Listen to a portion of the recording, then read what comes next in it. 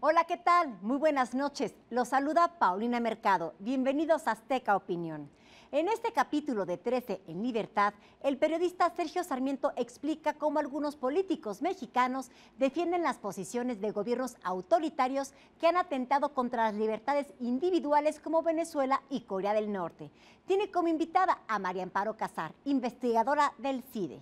Gabriel Bauduco tiene como invitado a Jesús Esma, secretario de Comunicación Social del Partido Verde Ecologista de México y coordinador de diputados en la Asamblea Legislativa del Distrito Federal. Presenta sus propuestas: vale del primer empleo, pago por agua limpia, ley de pavimentos permeables, entre otras. Promueve siempre responder con la pura verdad. En Aquí, entre amigos, tocan el tema del multimillonario crecimiento del entretenimiento en el deporte, como la pelea Pacquiao-Mayweather o el pago de $1 billón a la NFL para transmitir en Monday Night. No te pierdas este interesante análisis. Y en el ring, Andrés Roemer nos presenta a Chris Kluwe. Descubre cómo un expateador de despeje de la NFL nos habla sobre el futuro de la tecnología de la realidad virtual y su conexión con la construcción de una sociedad más empática. Ya lo sabe, si se perdió uno de sus programas favoritos, no olvide seguirnos a través de nuestras redes sociales. Bienvenidos y comenzamos.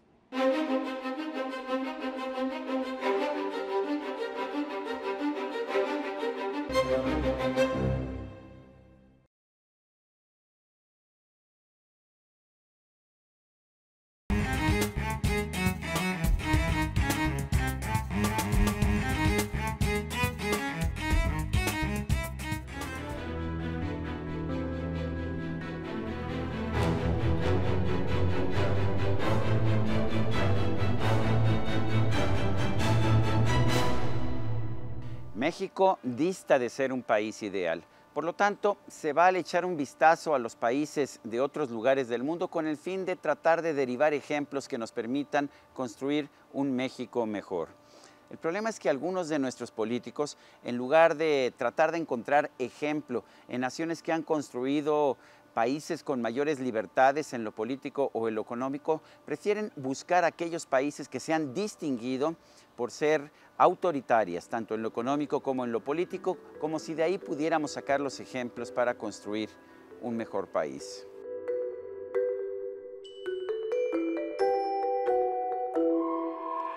Mira, esto de mirar al exterior en busca de inspiración política o de cualquier otra cosa, te diría, Sergio, desde luego que sí, y no solamente en política, sino en otros campos del conocimiento y también pues de la práctica. La difusión del conocimiento siempre es conveniente, ya sea para emular o para rechazar, porque sirve para las dos cosas, la comparación internacional. Yo creo que el quid es en dónde buscas la inspiración, para qué buscas la inspiración y una vez que la encuentras, al servicio de qué quieres poner esa inspiración. Pero no confundamos, me parece fundamental que no hay que confundir la inspiración con la imitación. Si bien México podría estar mejor en términos de legitimidad política, crecimiento económico y respeto a las garantías individuales, como los derechos de propiedad, basta echar un vistazo al panorama internacional para saber que se puede estar peor. Sin ir muy lejos, en la 7ª Cumbre de las Américas, celebrada a principios de abril de este año en Panamá, se hizo presente la crisis política de la región. En medio de enfrentamientos entre activistas pro derechos civiles y defensores de los regímenes de Raúl Castro de Cuba y Nicolás Maduro de Venezuela, emergieron voces de condena a las violaciones de estos regímenes autoritarios y populistas. Hugo Chávez y Nicolás Maduro han aplicado políticas diseñadas para destruir la inversión productiva privada y para aumentar el gasto público de manera inmoderada. El resultado ha sido una mayor inflación. Si la inflación es reprimida con controles sobre precios y el tipo de cambio, como han hecho en Venezuela, el estallido final simplemente será más fuerte. La inflación llegó a más del 68% en Venezuela y el Fondo Monetario Internacional espera que cierre el año con una cifra cercana al 100%. Sé que la situación en Venezuela es difícil. Tengo amigos venezolanos que realmente se encuentran muy molestos por la situación, ellos que lo ven desde otros países. Más que una democracia se puso una investidura que ya no corresponde ni a esta época ni a este tiempo. Poco importa que el gobierno de Nicolás Maduro esté enfrentando una de las peores crisis económicas y políticas en toda la historia de Venezuela. Tampoco parece importar que el gobierno reprima a estudiantes y opositores por el delito de manifestarse, ni tampoco el hecho de que haya encarcelado a algunos de los principales dirigentes de la oposición por el simple hecho de ser opositores. Muchos políticos mexicanos parecen volver la vista hacia Venezuela y se preguntan cuál crisis, cuál escasez, cuál inflación, cuál represión. Y quieren importar el modelo económico y político de Hugo Chávez y Nicolás Maduro para traerlo e imponerlo en nuestro país.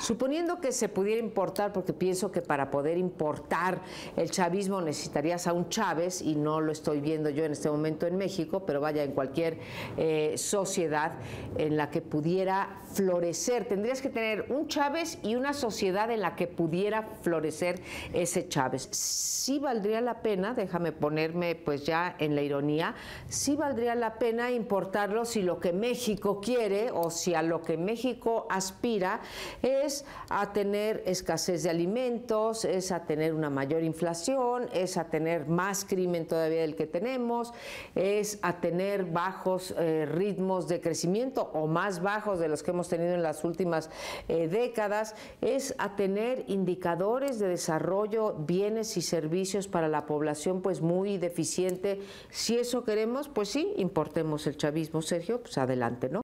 Yo creo que el gobierno de Nicolás Maduro está acabando con la sociedad venezolana, puesto que se encuentran muy limitados en cuanto a papel de baño, servicios de salud, servicios económicos. Sí, yo opino que el gobierno de Nicolás Maduro no era exactamente lo que esperaba la población, ¿no? Como si México no tuviera suficientes problemas para atraer inversión productiva, hay quienes declaran que Venezuela es el modelo a seguir. Pablo Moctezuma, experredista y actual candidato por Morena a la jefatura delegacional en Azcapotzalco, afirma que la obra de Hugo Chávez fue grande y celebra que con Nicolás Maduro, Venezuela sigue ese rumbo popular que tanto odia el imperialismo y las potencias que buscan saquear las riquezas de nuestro pueblo, así como la oligarquía local que implementa una campaña permanente en contra del gobierno democrático de Venezuela. En definitiva, esto es lo que hay que importar, un discurso populista que descalifica todo aquel intento, interno o externo, de crítica a los medios y los resultados del gobierno en turno. Pero Pablo Moctezuma no para ahí. Los elogios al modelo chavista, además de enaltecer las nacionalizaciones de diversas industrias, pasaron recientemente en un evento de campaña a señalar que el desarrollo de Venezuela llevó a un bienestar, aumentando el salario, disminuyendo la jornada laboral a 6 horas, apoyando la salud, la educación, y a los niños se les daban 2 comidas en la escuela. Que el candidato de Morena no sepa que el aumento de los precios en los alimentos de la canasta básica ha llegado al 102% y que el desabasto en bienes básicos como los medicamentos, la harina, el azúcar y la leche en polvo obliga a los venezolanos a recorrer kilómetros, a hacer largas filas que duran horas y a pagarlos a precios elevados, es una sorpresa. Por otra parte, con una tasa de homicidios de 82 por cada 100,000 habitantes, 4 veces superior a la de México, Venezuela no parece ser el paraíso en el cual los mexicanos debemos mirar en busca de inspiración. La desesperación en la que está sumida buena parte de la población hoy en día en el país puede ser una mala consejera. Nada más recordémonos que las dictaduras, los autoritarismos no llevan a elevar los índices de bienestar y ahí están estos países para probarlos. Para los entusiastas del régimen venezolano, seguramente todos estos problemas no son más que un producto del imperialismo yanqui o de los problemas que tiene fundamentalmente la ley del mercado en la economía. Para ellos, pues las violaciones a los derechos humanos no son significativas si consideramos que todavía quedan algunas libertades en Venezuela. Quienes se quejan seguramente están exagerando y no quieren hacer un sacrificio para promover la revolución bolivariana. Después de todo, Venezuela y los países que siguen su esquema, como Bolivia, Ecuador o Nicaragua, todavía tienen algunos derechos fundamentales. No son países completamente autoritarios como Corea del Norte, porque ciertamente este sí sería un país extremo, ¿verdad? No habría nadie en el espectro político mexicano que defendiera a un régimen como el de Corea del Norte. Quienes hayan apostado por el sentido común habrán perdido.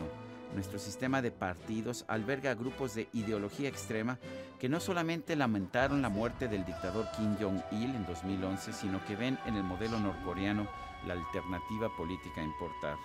Tras la muerte del mandatario norcoreano, el Partido del Trabajo publicó un comunicado en el cual se declaraba que este dejaba un legado de suma importancia para todos los pueblos que buscan su liberación de las cadenas del capitalismo salvaje. Apenas un par de meses antes, la ONU divulgó un informe en el que alertó que 6 millones de personas en Corea del Norte afrontaban una crisis alimentaria y un 33% de los menores de 5 años en ese país sufren de desnutrición. Además, el periódico inglés The Guardian denunció el campo de concentración de Joeryong, donde están presas 50,000 personas y donde se cometieron asesinatos de niños. Pero mientras nos libere de las cadenas del capitalismo salvaje, el sistema de Corea del Norte parecería, por lo menos a ojos del Partido del Trabajo de México, la apuesta correcta. En este ánimo, en 2013, el presidente del Partido del Trabajo de México, Alberto Anaya, escribió una carta al heredero de la monarquía norcoreana, Kim Jong-un, donde además de expresar su gran admiración por sus hazañas y declararlo el hombre del año, aplaudía sus esfuerzos por construir una sociedad próspera y socialista. Pues mira, cuando a mí me hacen esta pregunta de qué vale la pena imitar en el escenario internacional, yo más que en países tiendo a pensar más en experiencias exitosas en distintos ámbitos de la economía, de la política, de la sociedad, ¿sí? Es difícil decir, bueno, quiero ser igual a este país. Entonces, yo tendería a mirar, te digo, ámbitos, sectores, tendería a mirar, por ejemplo, una experiencia como la de Singapur o la de el estado de Georgia, Georgia en la ex Unión Soviética, ¿sí? En el combate a la corrupción. Miraría a la política educativa, por ejemplo, en Finlandia. Yo creo que los políticos que buscan que México tenga un gobierno como Corea del Norte o como Venezuela, de verdad están atrapados en un comunismo de hace 50 años, el cual ya se demostró que no funciona ese sistema de gobierno, un sistema que busca igualdad, pero al final de cuentas no la hay, no existe, y lo único que hace es un poco lo mismo que pasa, en beneficio de unos, detrimento de otros. Y no, yo no estoy de acuerdo. Yo creo que el gobierno que nosotros necesitamos no debe de ser de ninguna manera una imposición como las que han estado tratando de hacer en estos otros países. Gobiernos similares a Corea del Norte o a Venezuela, no, discrepo. Si de algo sirven los rankings de libertad económica y de respeto a los derechos humanos, así como mediciones como la inflación y el desarrollo humano, es precisamente para que podamos distinguir aquellas prácticas más exitosas para un mejor desarrollo de un país. Parece notable que todavía haya gente que prefiera seguir los modelos de aquellos dictadores que matan de hambre a su población o que encarcelan a sus opositores. El que haya en México algunos políticos que insisten en mantener estos modelos como los ideales parece quizás imposible de entender. A lo mejor es parte de un problema ya natural dentro de nuestro sistema político mexicano. Por lo pronto, ojalá que al ver hacia el exterior podamos escoger aquellos modelos que realmente han funcionado y que los ciudadanos mexicanos no nos dejemos seducir por la demagogia populista. Yo soy Sergio Sarmiento y esto es 13 en Libertad.